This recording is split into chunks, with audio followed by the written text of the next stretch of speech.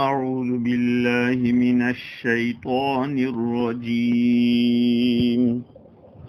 بسم الله الرحمن الرحيم.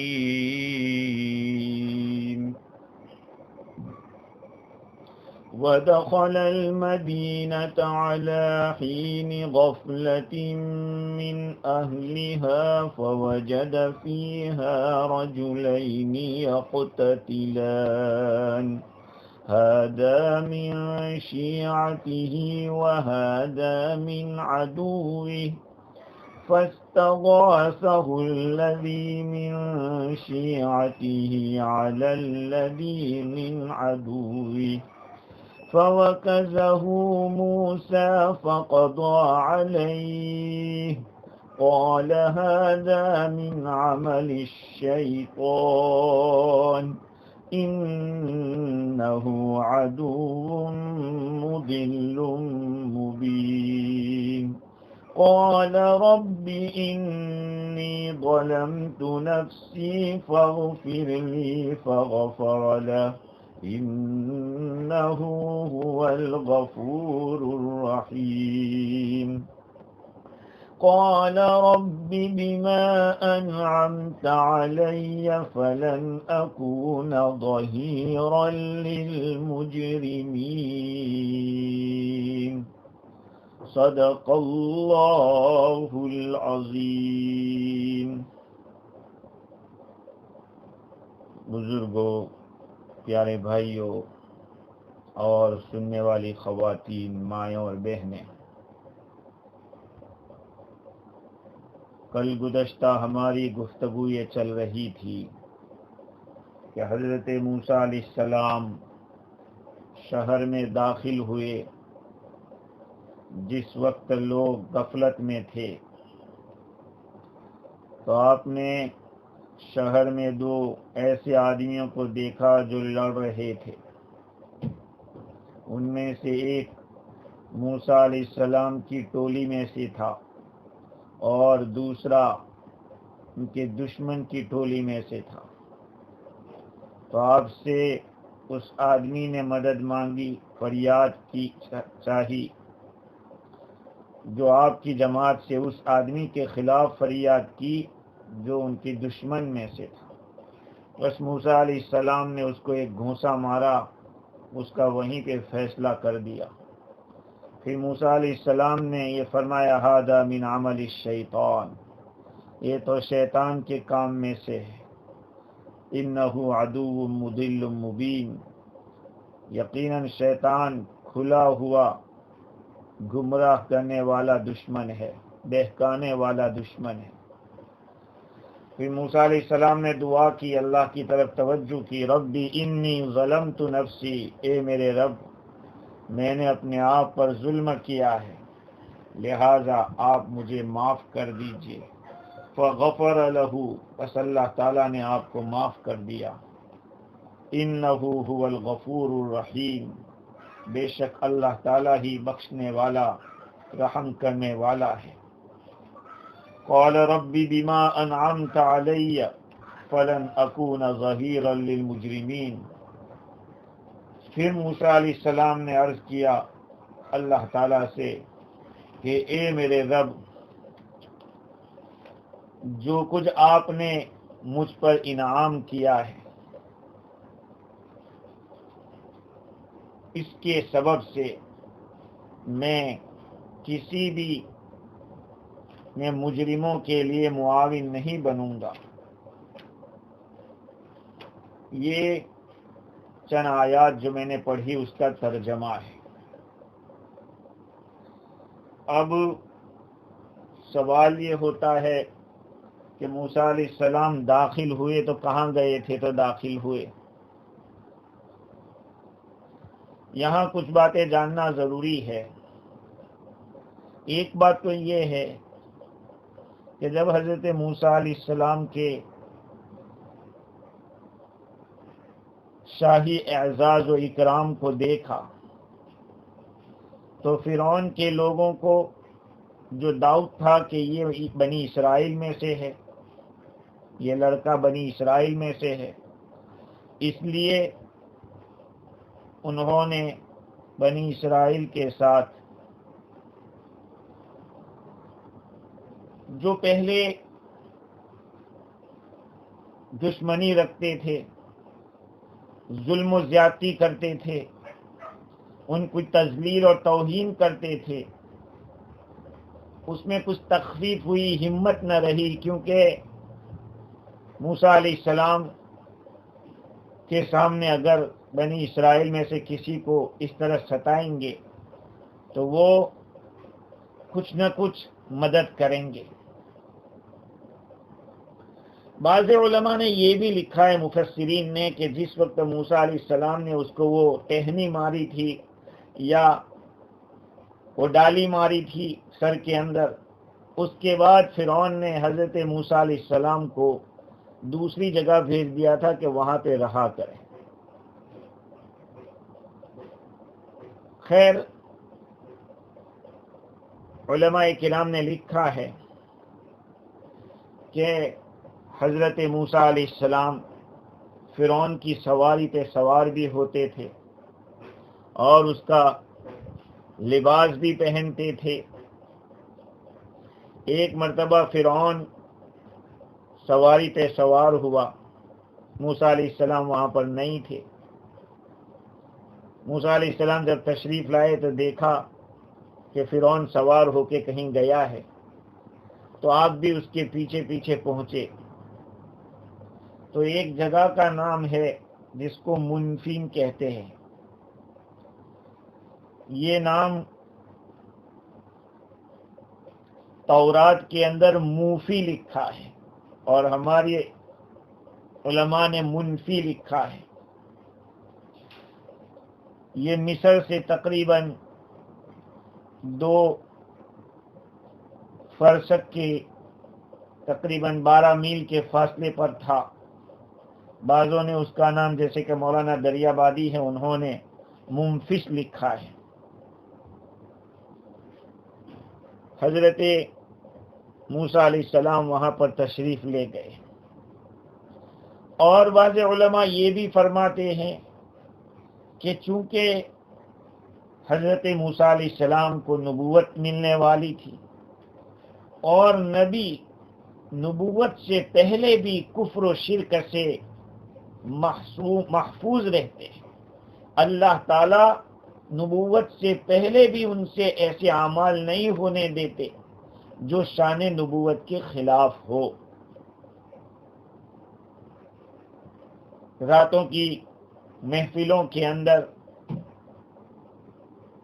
بیٹھنا، دیر تک رات کو جاگنا اور مجلسیں جمانا، نبی اکرم صلی اللہ علیہ وسلم کے بارے میں سیرت کی کتابوں میں لکھا ہے کہ ایک مرتبہ رات کو حضور تشریف لے گئے، جاتے ہی آپ کی آنکھ لگ گئی، سو گئے۔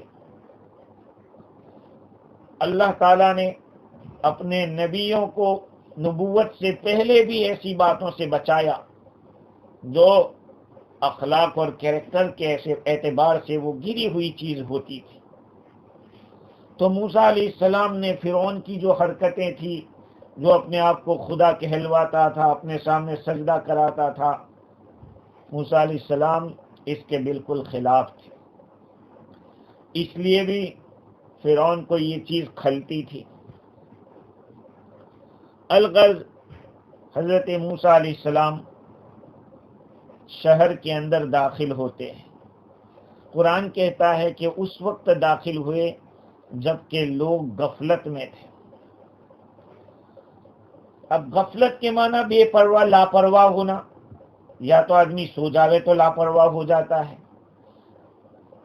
اس لیے مفسرین فرماتے ہیں کہ وہ وقت دوپہر کا قیلولے کا تھا، کھانے کے بعد جو تھوڑی دیر سستاتے ہیں، ایک سنسان ہوتا ہے ماحول، خاموشی چھائی ہوئی ہوتی ہے۔ بعض علماء کرام نے مغرب اور عشاء کے بیچ کا وقت بھی لکھا، بعضوں نے رات کا وقت لکھا ہے، لیکن زیادہ تر دوپہر کا وقت علماء لکھتے ہیں۔ حضرت موسیٰ علیہ السلام شہر کے اندر داخل ہوتے ہیں۔ بعض علماء نے مصر بھی مراد لیا ہے۔ ابھی چونکہ فرعون کا جو محل تھا یا مکان تھا وہ شہر سے بالکل کنارے کے اوپر تھا، دور تھا، اس لیے وہاں سے آپ تشریف لائے ہوں گے۔ اور بعض علماء فرماتے ہیں کہ غفلت کا مطلب یہ ہے کہ موسیٰ علیہ السلام کو فرعون نے جو دور کر دیا تھا اپنے سے، تو موسیٰ علیہ السلام جلدی سامنے نہیں آتے تھے، چھپے رہتے تھے، تو گویا لوگوں کے دماغ کے اندر موسیٰ علیہ السلام کا جو خیال یا تصور تھا وہ نکل گیا تھا۔ اب جو بھی معنی ہو، دوپہر کا وقت ہو یا رات کا وقت ہو، حضرت موسیٰ علیہ السلام تشریف لے جاتے ہیں۔ وہ ایسا وقت تھا جس میں عامةً لوگ داخل نہیں ہوتے، تو کیا دیکھتے ہیں؟ وَوَجَدَ فِيهَا رَجُلَيْنِ يَقْتَتِلَانِ، آپ نے شہر میں دو ایسے آدمیوں کو پایا جو لڑ رہے تھے۔ هَذَا مِنْ شِيعَتِهِ وَهَذَا مِنْ عَدُوِّهِ، یہ آپ کی جماعت میں سے تھا اور وہ آپ کے دشمن کی جماعت میں سے تھا۔ بعض علماء نے جیسے کہ تفسیر فتح الرحمن کے حوالے سے بعضوں نے لکھا ہے کہ موسیٰ علیہ السلام کی جماعت میں سے جو تھا وہ سامری تھا، جس نے آگے چل کے گائے کی بچھڑے کی عبادت شروع کروائی تھی، گاؤ پوجا اس نے شروع کرائی تھی۔ اور بعضوں نے کہا ہے کہ کوئی اور تھا۔ دشمن کی طرف سے جو آدمی تھا وہ فرعون کا باورچی تھا، کھانا پکانے کا کام کرتا تھا، جس کا نام بعض علماء نے فاتون لکھا ہے کشف الاسرار کے حوالے سے۔ جھگڑا کس بات پر تھا؟ جھگڑا اس بات پر تھا کہ فرعون کا جو باورچی تھا وہ لکڑی اٹھوانا چاہتا تھا اس اسرائیلی سے،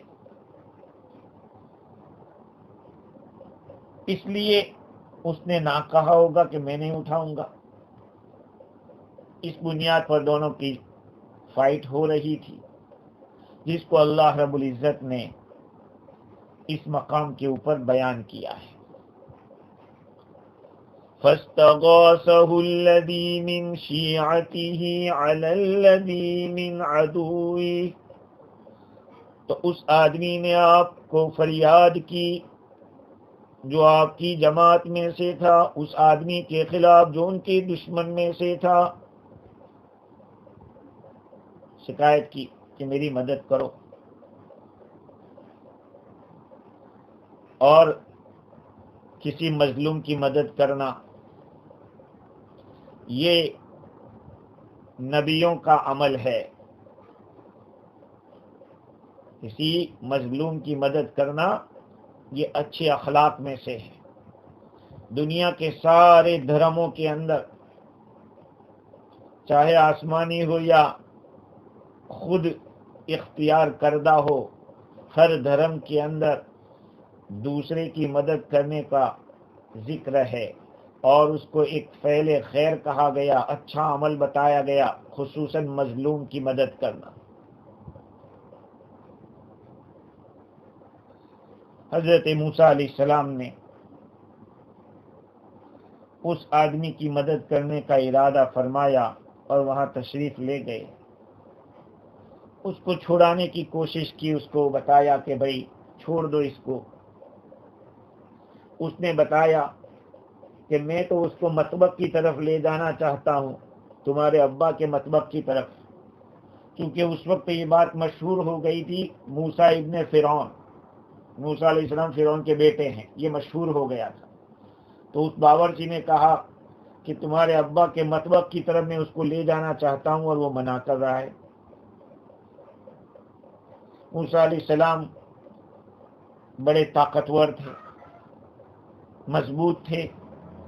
فَوَكَزَهُ مُوسَى فَقَضَى عَلَيْهِ، موسیٰ علیہ السلام نے اس کو گھونسا مارا۔ اب یہ گھونسا کس طرح کا ہوگا؟ کسی نے تو کہا کہ ڈنڈا تھا، اسی کو لے کے مار دیا۔ بعض علماء لکھتے ہیں کہ آپ نے اپنے ہاتھ کا مکہ بنایا، ہتھیلی کو انگلیوں کو جوڑا اور ملا کے اس کو مارا۔ اب یہ مارنا یہ تھا کہ اس کو دھکا دیا تھا. فَوَكَزَهُ مُوسَى، اب چاہے ہتھیلی سے مارا ہو، اب بعض علماء فرماتے کہ سینے میں اس کو مارا تھا، اور بعض کہتے ہیں کہ پشت پہ مارا تھا. اب دونوں کا معنی دھکا دینا ہے. حضرت موسیٰ علیہ السلام نے اپنے ہاتھ سے اس کو جو دھکا دیا، فَقَضَى عَلَيْهِ، اس کا فیصلہ وہیں پہ تمام ہو گیا. اسی وقت وہ مر بھی گیا اور موسیٰ علیہ السلام نے اس کو ریت میں دفن بھی کر دیا. تفسیر مظہری میں لکھا ہے قتلہ ودفنہ فی الرمل کذا قال المحلی. جلالین شریف کے جو لکھنے والے ہیں ان میں سے ایک جلال الدین محلی ہے، انہوں نے فرمایا کہ وہیں پہ اس کا فیصلہ کر دیا، اس کے معاملے سے پورے فارغ ہو گئے. قال هذا من عمل الشیطان، یہ نئی بات ہے. حضرت موسیٰ علیہ السلام نے فرمایا کہ یہ تو شیطان کا کام ہے.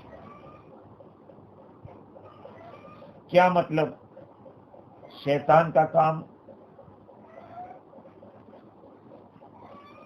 ایک مطلب تو اس کا یہ ہے ھذا من عمل الشیطان، یہ جو قتل کرنا ہے، یہ جو آدمی کو مار دیا گیا، یہ شیطان کا کام ہوا. کیونکہ اللہ تعالی کی طرف سے حضرت موسیٰ علیہ السلام کو اس بات کا حکم تو تھا نہیں کہ اس کو قتل کر دو.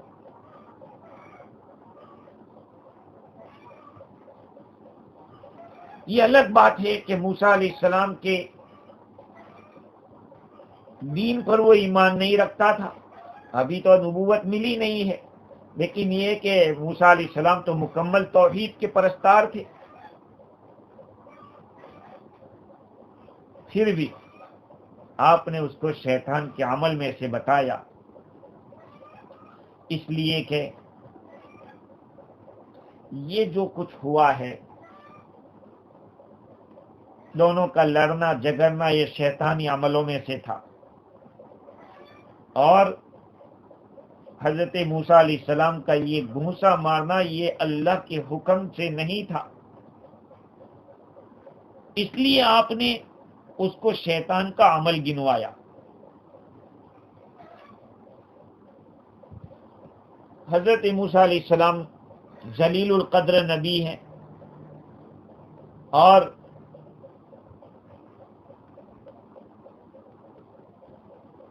اس کا احساس ان کو تھا کہ یہ جو ہوا ہے وہ غلط ہوا ہے، کہ ایک آدمی کی جان ہی چلی گئی.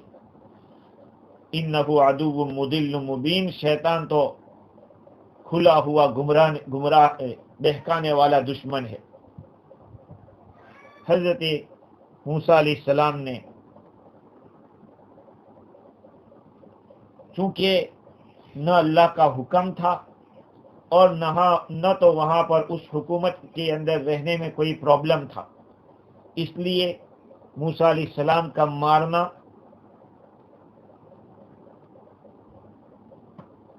انہوں نے موسیٰ علیہ السلام نے اس کو عمل شیطان قرار دیا.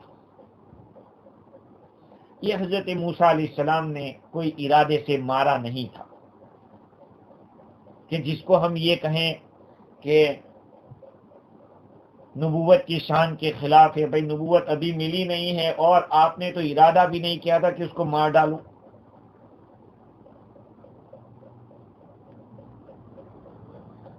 دوسری بات یہ ہے کہ حضرت موسیٰ علیہ السلام نے اس عمل کو شیطان کا عمل اس لیے بھی فرمایا کہ ہمارا جو ایگریمنٹ ہوتا ہے، جس ملک کے اندر ہم رہتے ہیں، وہاں پر کچھ ایگریمنٹ رائٹنگ میں ہوتے ہیں اور کچھ ایگریمنٹ ایسے ہوتے ہیں جو عمل سے ہوتے ہیں. بھئی جس جگہ کے اوپر مسلمان اور غیر مسلم مل کے رہتے ہیں، وہاں پر عملی طور پر یہ معاہدہ ہوتا ہے کہ باہم آپس میں امن اور اطمینان کے ساتھ رہیں گے، کوئی کسی کا مال نہیں لوٹے گا، کسی پر حملہ نہیں کرے گا۔ اگر کسی نے کیا تو طرفین سے غداری سمجھی جاتی، طرفین میں سے اگر کوئی کرتا ہے، مال لوٹتا ہے، اس کو غداری کہا جاتا ہے۔ بلکہ جن حکومتوں کے حاکم کو جو شپث دلائی جاتی ہے، اس شپث میں بھی یہ الفاظ ان سے کہلائے جاتے ہیں کہ وہ بغیر کسی دھرم کی تمیز کے اور فرق کیے حکومت کریں گے، کسی کی طرفداری نہیں کریں گے۔ لیکن آج دنیا میں کیا ہو رہا ہے ساری دنیا جانتی ہے۔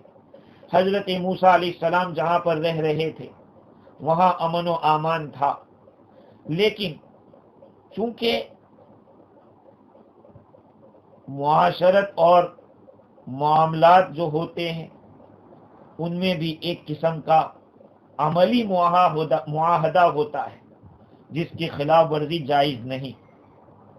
دیکھیے حضور اکرم صلی اللہ علیہ وسلم کی تعلیمات میں یہ بات ملتی ہے کہ بعض اعمال ایسے ہیں کہ جس میں مسلم اور غیر مسلم سب برابر ہیں، جیسے کہ عہد، وعدہ اگر آپ نے کیا ہے مسلمان کو یا غیر مسلم کو تو آپ کو دونوں کو پورا کرنا پڑے گا۔ اگر آپ کے پاس کسی نے امانت رکھی ہے، چاہے وہ امانت رکھنے والا مسلم ہو یا غیر مسلم ہو، اس امانت کو آپ کو واپس کرنا پڑے گا۔ یہ ہے اسلام کی تعلیمات۔ حضرت موسیٰ علیہ السلام نے اسی معاہدے عملی جو پریکٹیکل ایگریمنٹ ہوتا ہے، عمل کے ذریعے ایک معاہدہ ہوتا ہے، اس کے خلاف ایک بات ہوئی، اس لیے موسیٰ علیہ السلام نے ھذا من عمل الشیطان فرمایا۔ اور بعض مفسرین یہ بھی فرماتے ہیں کہ ھذا کا مطلب یہ ہے کہ جس کو مار دیا گیا ہے اس کا جو کام تھا وہ شیطان کا کام تھا۔ اس مرے ہوئے آدمی کا جو عمل تھا دوسرے پہ زور ڈالنا اور ظلم کرنا، یہ غلط تھا، اس کو ھذا فرمایا کہ اس کا عمل وہ شیطان کا تھا۔ یا یہ کہ جو آدمی مار دیا گیا اس کی کمپلینیں ہی بہت زیادہ ہوگی اور وہ اسی طرح کا ہوگا کہ جہاں کہیں موقع دیکھتا تو وہاں ٹانگ اڑانے کا کام کرتا تھا۔ اس لیے آپ نے فرمایا کہ ھذا من عمل الشیطان انہ عدو مضل مبین۔ لیکن انبیاء کرام چونکہ موسیٰ علیہ السلام پیغمبر تھے، یہ کمال خشیت سے خلاف ہونے والا عمل تھا، اس کو آپ نے گناہ قرار دیا۔ حضرت موسیٰ علیہ السلام اس پہ بس نہیں ہو گئے کہ چلو ہو گیا۔ آج دنیا کے اندر ہزاروں کو مروا ڈالتے ہیں اور قتل کر ڈالتے ہیں، لیکن احساس نہیں ہوتا۔ حضرت موسیٰ علیہ السلام کی غلطی، بھول ایسی ہو گئی کہ ارادہ بھی نہیں تھا مارنے کا اور مر گیا۔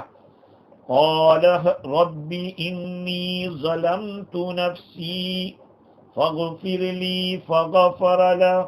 اللہ تعالیٰ کی طرف حضرت موسیٰ علیہ السلام متوجہ ہوئے اور اللہ تعالیٰ سے عرض کیا کہ اے میرے رب، میں نے اپنے آپ پر ظلم کیا ہے۔ شرمندگی ہے موسیٰ علیہ السلام کو اس گھونسے کے اوپر جس کی وجہ سے ایک آدمی کی جان چلی گئی۔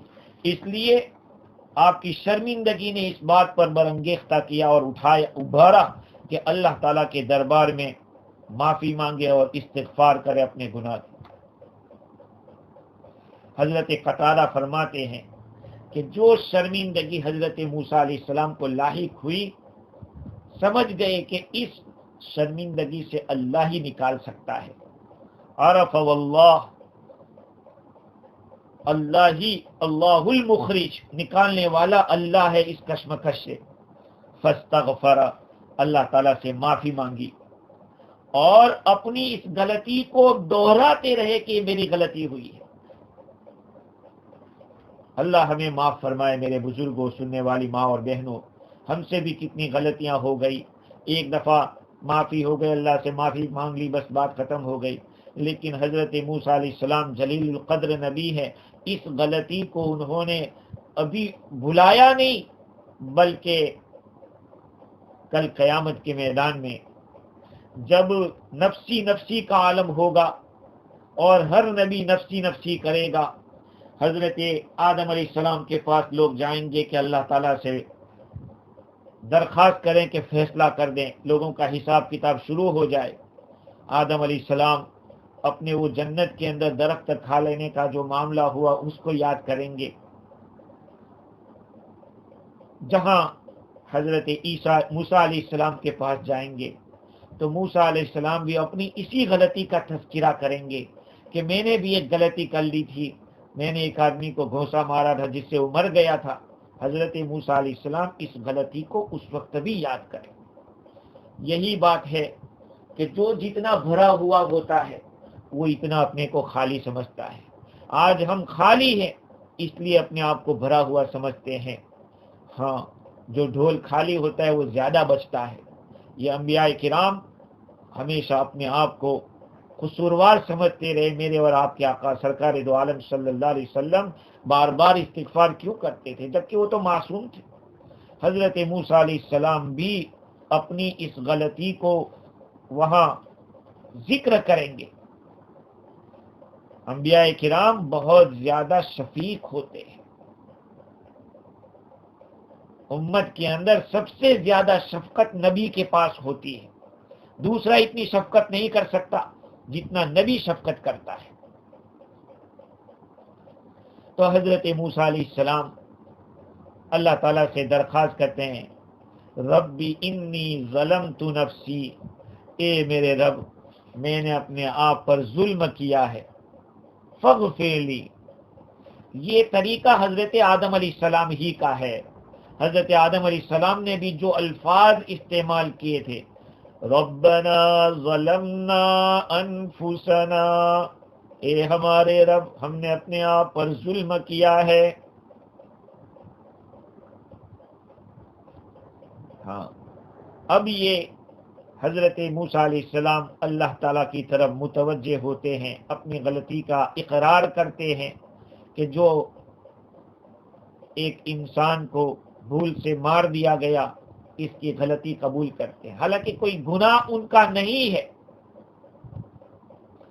لیکن بڑا آدمی اگر مستحب کو بھی چھوڑ دیتا ہے تو اس کا احساس ہوتا ہے کہ مجھ سے مستحب چھوٹ گیا۔ آج ہمارے فرائض بھی چھوٹ جاتے ہیں، واجبات بھی چھوٹ جاتے ہیں اور حرام کا بھی ارتکاب ہو جاتا ہے، پھر بھی اس کا احساس نہیں ہوتا۔ خیر حضرت موسیٰ علیہ السلام اللہ تعالیٰ سے معافی مانگتے اور دعا کرتے، فاغفر لی، اے میرے رب آپ مجھے معاف کر دیجئے، میری مغفرت کیجئے۔ دیکھو مغفرت کا جو لفظ ہے عربی زبان میں چھپانے کے معنی میں ہے کہ اللہ تو میرے اس گناہ کو چھپا دے، مٹا دے۔ اور بعض علماء نے یہ بھی کہا ہے کہ فاغفر لی جہاں مغفرت مانگی ہے وہیں پر چھپانے کا کہ اللہ اس معاملے کو تو یہیں پہ دفن کروا دے کہ فرعون کو پتہ نہ چلے، اس لیے کہ اگر فرعون کو پتہ چل جائے گا تو وہ مجھے قتل کر دے گا، اس لیے آپ اس کو چھپا دو، فرعون تک اس خبر کو مت پہنچنے دو۔ بعضوں نے یہ بھی کہا ہے جس کو امام رازی رحمت اللہ علیہ نے نقل کیا، فغفر لہ، اللہ تعالیٰ نے ایسا ہی کیا کہ ان کو معاف کر دیا اور چھپا بھی دیا۔ آگے حضرت موسیٰ علیہ السلام مزید ایک بات اللہ تعالیٰ کے دربار میں عرض کرتے ہیں، قال رب بما انعمت علی فلن اکون ظہیرا للمجرمین۔ موسیٰ علیہ السلام نے عرض کیا کہ میرے رب میں قسم کھا کے کہتا ہوں آپ نے مجھ پر جو انعام کیا ہے، مغفرت کی، مجھے معاف کیا اور نبوت کا جو وعدہ کیا، میں آئندہ کبھی بھی مجرموں کے لیے مددگار نہیں ہوں گا۔ میں مجرموں کا مددگار نہیں بنوں گا۔ یہاں پہ دو باتیں ہیں۔ ایک بات تو یہ ہے کہ حضرت موسیٰ علیہ السلام قسم کھا کر وعدہ کر رہے ہیں کہ میں کبھی ایسا نہیں کروں گا، کسی مجرم کا مددگار نہیں بنوں گا۔ اور ایک صورت یہ ہے کہ موسیٰ علیہ السلام دعا کر رہے ہیں کہ اللہ آئندہ تو مجھے بچانا اس طرح کا کام کرنے سے جس میں مجرم کی مدد ہو جائے، اس سے مجھے بچانا۔ امام قفال کہتے ہیں کہ حضرت موسیٰ علیہ السلام نے قسم کھائی اللہ تعالیٰ کے ان انعام کو سامنے رکھ کر جو اللہ نے ان کے اوپر کیے، کہ وہ کبھی کسی مجرم کی مدد نہیں کریں گے۔ اور بعض علماء فرماتے ہیں کہ یہ خبر دے رہے ہیں اللہ تعالیٰ کو کہ میں مدد نہیں کروں گا، لیکن اس کے اندر دعا ہے کہ اللہ تو مجھے کبھی بھی کسی مجرم کا مددگار مت بنانا۔ جو بھی معنی ہو، یہاں ایک بات یہ معلوم ہوتی ہے جس کو ابن عطا فرماتے ہیں کہ ایک ہوتا ہے عارف بنعم اللہ، جو اللہ کی نعمتوں کو پہچاننے والا ہوتا ہے۔ وہ کون ہوتا ہے؟ کہ جو منعم کی مخالفت جو کرتا ہو اس کی موافقت نہیں کرتا۔ دیکھو، عارف کے معنی ہے اللہ کو پہچاننے والا، عارف کے معنی عربی زبان کا لفظ ہے۔ تو ایک عارف ہوتا ہے اللہ کی نعمتوں کو پہچاننے والا۔ وہ کون ہوگا اللہ کی نعمتوں کو پہچاننے والا؟ کون ہوگا؟ وہ آدمی ہوگا جو نعمت دینے والے کی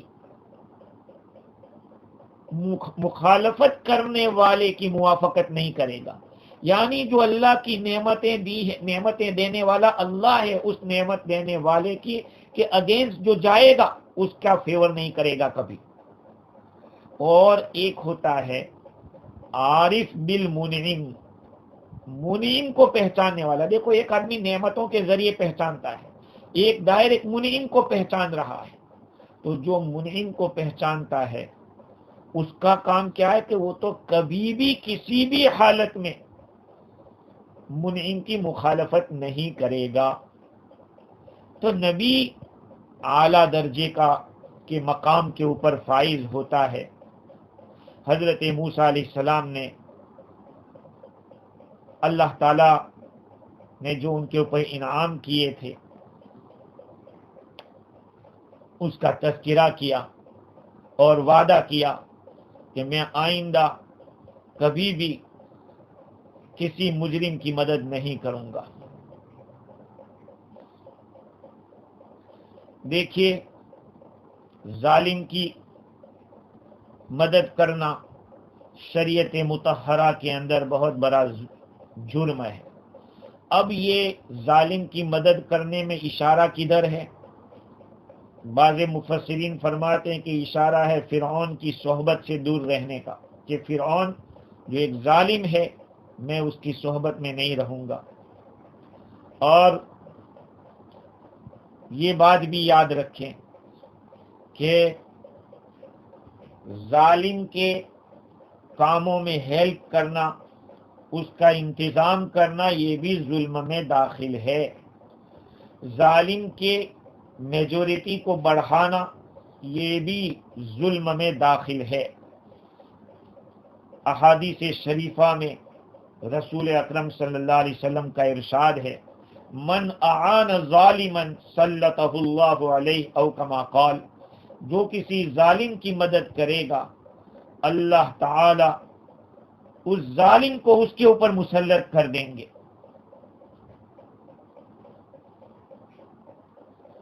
اور ایک حدیث ہے کہ ینادی منادی یوم القیامہ، قیامت کے دن ایک پکارنے والا پکارے گا، این الظلمۃ واشباہ الظلمہ واعوان الظلمہ، کہاں ہے ظالم لوگ ظلم کرنے والے کہاں ہیں؟ ظالموں کے ساتھ مشابہت رکھنے والے یا ظالموں کے ساتھ ان کی ہم شکل مشابہت رکھنے والے، ظالموں کی مدد کرنے والے کہاں ہیں؟ یہاں تک کہ جس آدمی نے ظالم کو اگر انک پوٹ بھی لا کر دیا ہوگا یا اگر اس کی قلم کو چھیل کر تیار کر کے قلم دیا ہوگا، سب کو ایک لوہے کی صندوق میں ڈالا جائے گا، پھر ان سب کو اس صندوق کو جہنم میں ڈال دیا جائے گا۔ یاد رکھیں اس بات کو، ظلم جہاں پر مار پیٹ سے ہوتا ہے وہیں پر کسی کے مال کو ہڑپ کر لینے سے بھی ظلم ہوتا ہے، ہاں کسی کو دبانے سے بھی ہوتا ہے۔ اگر اللہ نے آپ کو کوئی عہدہ دیا ہے تو جن لوگوں کا جو حق ہے ان کو آپ نہیں دیں گے، آپ ظالم ہیں۔ ظلم کی ٹہنی کبھی پھلتی نہیں، ناؤ کاغذ کی صدا چلتی نہیں۔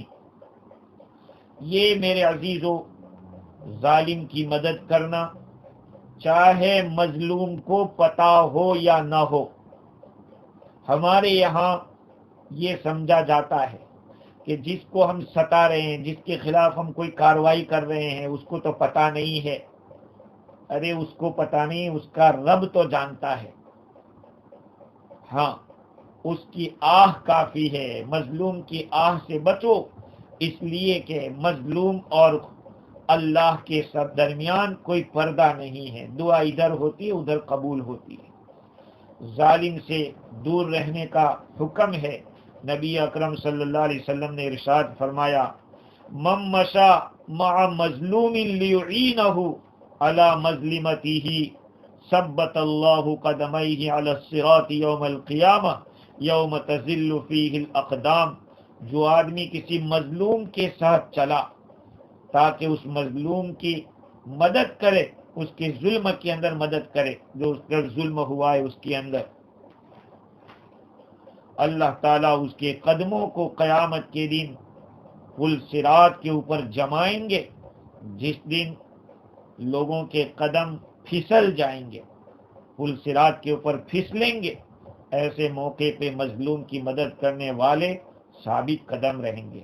آگے حضور فرماتے ہیں، وَمَن مَشَى مَعَ ظَالِمٍ لِيُعِينَهُ عَلَى ظُلْمِهِ أَذَلَّ اللَّهُ قَدَمَيْهِ عَلَى الصِّرَاطِ يَوْمَ تَدْحَضُ فِيهِ الْأَقْدَامُ۔ جو آدمی ظالم کے ساتھ چلے گا تاکہ اس کے ظلم میں مدد کرے تو اللہ تعالیٰ اس کے قدموں کو پل صراط کے اوپر پھسلا دیں گے، جہاں قدم لڑکھڑا رہے ہوں گے، لوگوں کے قدم لڑکھڑا رہے ہوں گے، اس کو پھسلا دیا جائے گا، وہ پھسل جائے گا۔ آج ہم لوگ اپنے بارے میں سوچیں کہ ہم لوگ کہاں بیٹھے ہیں۔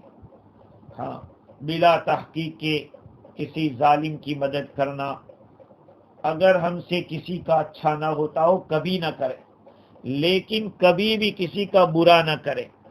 آج اللہ ہمیں معاف فرمائے، نیکی کے کاموں میں جمع ہونا تو مشکل ہو گیا، لیکن اگر برائی کے کام پر جمع ہونا ہو تو بہت ہی جرأت اور ہمت کے ساتھ کرتے ہیں۔ قرآن کہتا ہے، وَلَا تَرْكَنُوا إِلَى الَّذِينَ ظَلَمُوا فَتَمَسَّكُمُ النَّارُ، اور تم لوگ مائل مت ہونا ان لوگوں کی طرف جنہوں نے ظلم کیا، ورنہ تمہیں آگ چھو لے گی، آگ پکڑ لے گی۔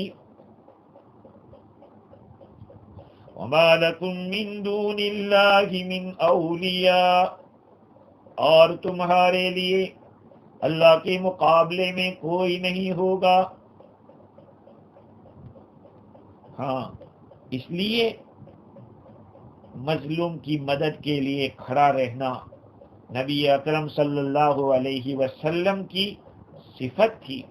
نبوت آپ صلی اللہ علیہ وسلم کو 40 سال کی عمر میں اعلان کرنے کو کہا گیا کہ آپ اعلان کریں نبوت کا، لیکن نبوت سے پہلے بھی حلف الفضول کے اندر آپ کا شریک ہونا سیرت کی کتابوں میں ثابت ہے۔ عبداللہ ابن جدعان کے گھر اس زمانے میں، زمانے جاہلیت میں، لوگ جمع ہوئے تھے۔ کتابوں میں لکھا ہے کہ قبیلہ زبید کا ایک آدمی آیا، اس سے مکہ کے ایک آدمی نے سامان خریدا، اور خریدنے کے بعد قیمت کا مطالبہ کیا تو قیمت نہیں دی، تو پھر مال کا مطالبہ کیا کہ ہمارا مال واپس کر دو، اس سے بھی وہ مکر گیا کہ نہیں دیں گے۔ ایک ظلم تھا۔ اس کے اوپر زبیر ابن عبد المطلب، میرے اور آپ کے آقا سرکار دو عالم صلی اللہ علیہ وسلم کے چچا، کھڑے ہوئے اور اس کے اوپر ایک ایگریمنٹ قائم کیا گیا۔ عبداللہ ابن جدعان کے یہاں جمع ہوئے، پھر یہ بات طے پائی کہ آئندہ کبھی کسی مظلوم کو ہم دیکھیں گے تو ظالم کو روکیں گے اور مظلوم کو بدلہ دلائیں گے۔ پھر جس آدمی نے اس قبیلہ زبید کے آدمی کا جو مال لیا تھا، یہ حضرات گئے اور اس سے لے کر واپس کیا۔ آپ صلی اللہ علیہ وسلم نبوت کے بعد بھی اس طرح کی مجلسوں سے خوش تھے، اور آپ فرماتے تھے کہ آج بھی اگر مجھے اس طرح کے معاہدے کے لیے بلایا جائے تو میں تیار ہوں۔ میرے عزیزو، یاد رکھیں، مظلوم کے ساتھ کھڑے رہیں، ظالم کے ساتھ چلنا بھی گناہ ہے۔ تفسیر قرطبی میں لکھا ہے من مشى مع ظالم فقد اجرم، جو کسی ظالم کے ساتھ چلا اس نے بھی جرم کیا۔ حضرت موسیٰ علیہ السلام اللہ تعالیٰ سے یہ دعا کر رہے ہیں کہ میرے رب تو میری مدد فرما کہ میں کسی بھی مجرم کا مددگار نہ بنوں اس معاملے میں۔ حضرت امام قرطبی نے ایک بات لکھی ہے، عبید اللہ بن ولید وصافی فرماتے ہیں کہ میں عطا ابن ابی رباح رحمۃ اللہ علیہ کے پاس گیا اور میں نے عرض کیا کہ میرا ایک بھائی ہے، اس کا کام یہ ہے کہ وہ قلم سے کماتا ہے، وہ حساب لگاتا ہے، جو کچھ آتا ہے، جو کچھ جاتا ہے، کیا داخل ہوتا ہے، کیا نکلتا ہے، یہ سب لکھتا ہے۔ اگر یہ آدمی یہ کام نہیں کرے گا تو اس کے تو بچے بھی ہیں، یہ محتاج ہو جائے گا، قرض دار ہو جائے گا۔ حضرت عطا ابن ابی رباح رحمۃ اللہ علیہ نے پوچھا کہ سردار کون ہے؟ کہا خالد ابن عبداللہ قصری۔